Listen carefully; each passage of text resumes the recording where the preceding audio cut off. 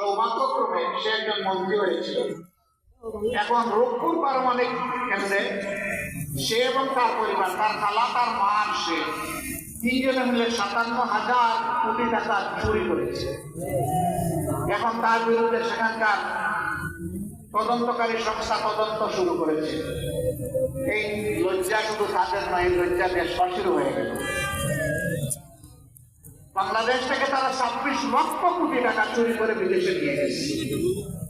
আর দেশে মাটির নিচে বস্তায় কত টাকা যে লুকিয়ে রেখেছে আল্লাহ ভালো জানে। ব্যাংকগুলা সব খুললা, নন ব্যাংকিং ফিনান্সিয়াল সেক্টর ধ্বংস, বিমা কর্পোরেশন সেক্টর, ইন্ডাস্ট্রি মাটির সাথে মিশে যাচ্ছে। সব ব্যবসায়ীরা হাহাকার করছে। ব্যাংকগুলা তাদেরকে ব্যাকআপ তহবিল দিতে পারছে না, তহবিল যোগান দিতে পারছে না। কারণ এই তহবিল আওয়ামী লীগ, শেখ হাসিনা তার সাংগঠনকে শেষ করে দিয়েছে।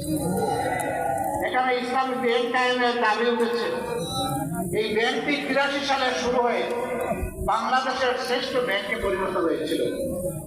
Global award